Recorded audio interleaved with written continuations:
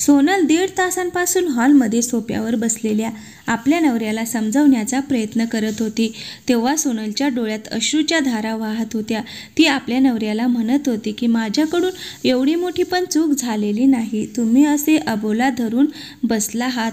चला ना बेडरूममध्ये, मला एकटीला झोप येत नाही. मला खूप घाबरल्यासारखं होत आहे. सोनल जेवढी रडत होती, आशिष तेवढीच तिची मजा घेत होता. आशिषचे म्हणणे होते की बायका आपल्या देहसुखासाठी काही पण सहन करतात. इकडे सोनलचा सांभाळ तिच्या आजीने केला होता. लहानपणापासूनच प्रेम काय असते तिला माहिती नव्हते. लग्नाच्या सुरुवातीच्या काळात आशिष सोनलवर खूप प्रेम करायचा आणि तेव्हापासून सोनल आपल्या नवऱ्याला आपले जग समजायला लागली होती. जेव्हा आशिषला समजले की सोनल त्याच्याशिवाय 1 मिनिट देखील राहू शकत नाही, त्याला वाटत होते सोनल पूर्णपणे आपल्यावर अवलंबून आहे आणि ती त्याच्या इशारावर नाचणारी एक बोलणारी बाहुली आहे. त्याला हे पण माहीत होतं की माहेरी सोनलची साथ देणारं असं कोणीच नाही. त्यामुळे दिवसेंदिवस त्याच्या वागण्यात बदल होऊ लागला. तो स्वतःला तिचा मालक आणि तिला गुलाम समजू लागला. तो कधी पण तिच्यावर हात उचलायचा आणि बेडरूममध्ये मनमानी करायचा. तिच्या तोंडाला येईल तो बोलायचा. सोनलला हे रोजचं झालं होतं. तिच्या नवऱ्याला तिची कमजोरी माहीत होती.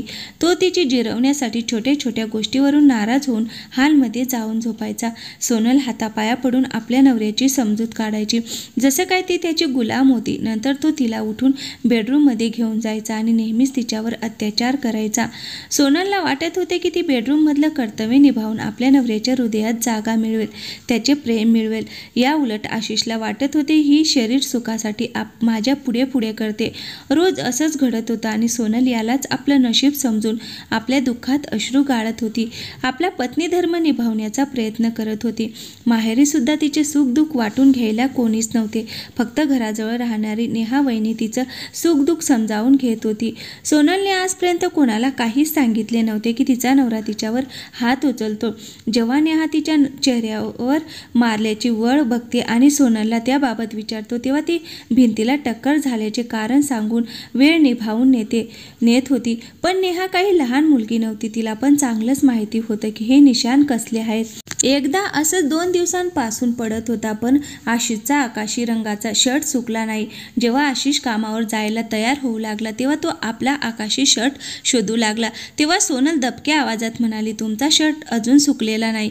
या गोष्टींचा आशिषला एवढा राग आला की त्याने सोनलचे केस धरून तिचं डोकं भिंतीला आपटलं आणि रागाने लाल होऊन म्हणाला, तू दिवसभर घरी बसून काय करतेस? तुझ्याच्याने घरातील छोटी मोठी कामे पण होत नाहीत. असं वाटतं इथे तू फुकटचे खायला आली आहेस. एकतर बाणगुळासारखी माझ्या जीवावर जगतेस. हे काम कोणी शेजारची बाई करायला येणार आहे का? हे ऐकून सोनल हुंदके देऊन रडायला लागली. तिचे डोके रक्ताने माखले होते. आशिष तर तिच्यावर रागात ओरडून तिला मारून कामावर निघून गेला. जेव्हा सोनलने आरशात पाहिले तेव्हा तिच्या कपाळावर एका बाजूला खूप रक्त लागले होते, तर दुसऱ्या बाजूला लिंबाच्या आकारा एवढा टेंगूळ आला होता. तिने औषध लावलं आणि बेडरूममध्ये जाऊन जोरजोरात रडू लागली. तेवढ्यात कुणीतरी दारावरची बेल वाजवली. त्या आवाजाने सोनल एकदम दचकली. तिने पटकन हात तोंड धुवून दरवाजा उघडला तर समोर नेहा उभी होती. सोनलच्या चेहऱ्याकडे बघूनच तिला सर्व कळून चुकलं. नेहाने विचारले, सोनल, हे तुझ्या डोक्याला काय झाले आहे? तेव्हा सोनल नजर लपवत म्हणाली, वहिनी, ते पायऱ्यावरून सटकले तर डोकं डायरेक्ट भिंतीवर आपटलं. तेव्हा नेहा म्हणाली, मी तुझ्यासाठी गुलाबजामुन घेऊन आले आहे. सकाळी पप्पूने गुलाबजामुनसाठी हट्ट केला होता. मी विचार केला की 2-4 तुला पण द्यावेत. सोनल चेहऱ्यावर खोटं हसू आणत म्हणाली, वहिनी, आत या ना, बसून बोलूया. नेहा सोनलसोबत हॉलमध्ये आली आणि सोफ्यावर बसून सोनलकडे बघत तिला म्हणाली, सोनल, एक गोष्ट विचारू, जशी तुला जखम होती तशी तुझ्या नवऱ्याला पण होते का? तिचा हा प्रश्न ऐकून सोनल दचकली आणि म्हणाली, नाही वहिनी, त्यांना कशी काय जखम होईल?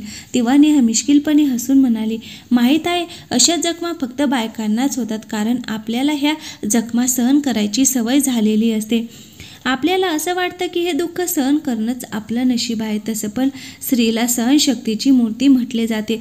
म्हणूनच ह्या जखमा आणि दुःख आपल्याच वाटेला येतात. ज्या दिवशी तुझ्या नवऱ्याला पण या दुःखाचा अनुभव येईल त्या दिवसानंतर कधीच हे दुःख तुझ्या वाट्याला येणार नाही. सोनल हैराण होऊन तिच्याकडे बघू लागली. नेहा म्हणाली, तुला काय वाटतं, मी छोटी मुलगी आहे का?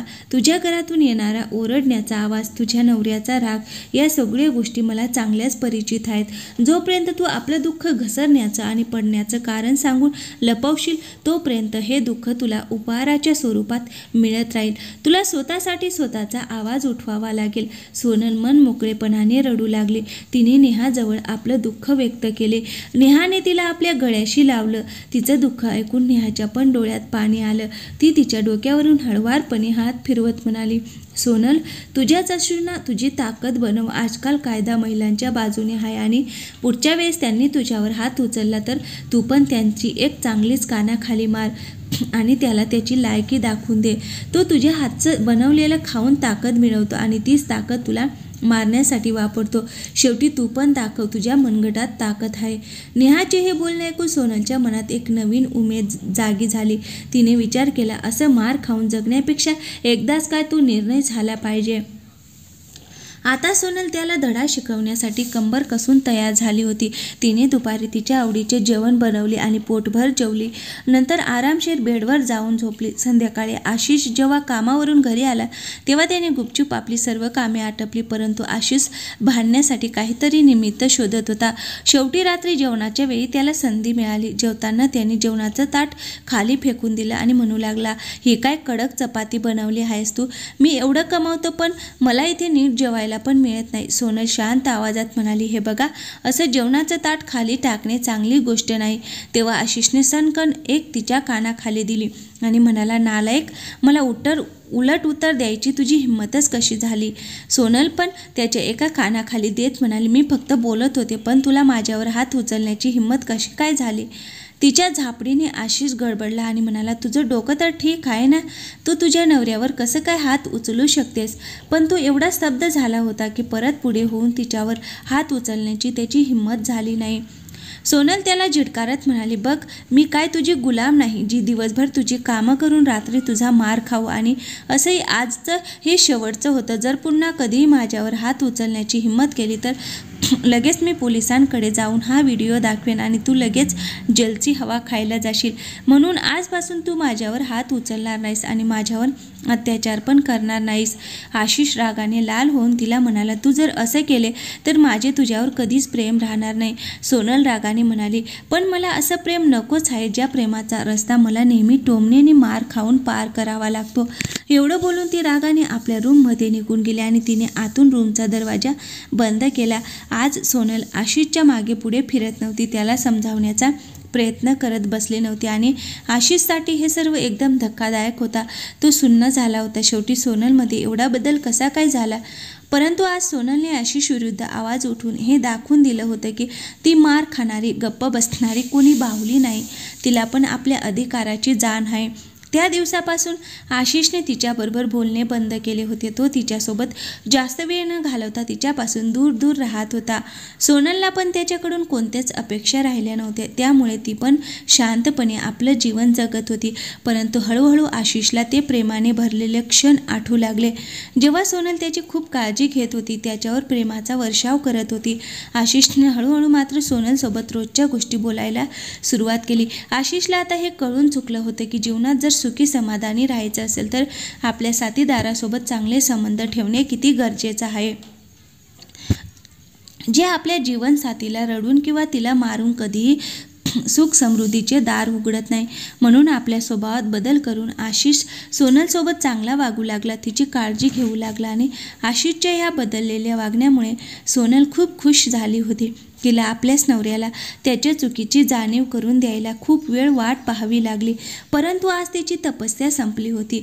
तात्पर्य, प्रत्येक स्त्रीने जर तिच्यावर अन्याय होत असेल, अत्याचार होत असेल तर आपल्या संसाराच्या दडपणाखाली ते सहन करणे म्हणजे एक अर्थी आपणच त्यांना प्रोत्साहन करतो असा त्याचा अर्थ होतो. म्हणून अशा वाईट विकृतीच्या लोकांना वेळीच धडा शिकवण्यासाठी प्रत्येक स्त्रीने आपली स्त्री